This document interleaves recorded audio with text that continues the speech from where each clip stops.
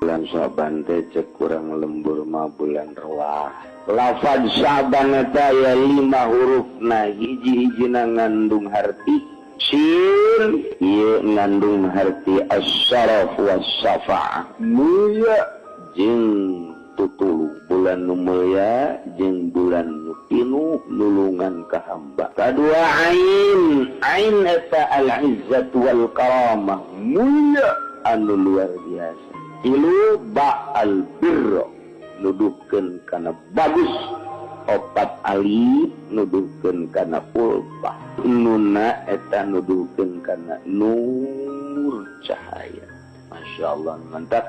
Bulan Rajab pikeun ngabersihan awak zahir, bulan Syaban pikeun ngabersihan qalbu hati, bulan Ramadan jang ngabersihan ruh.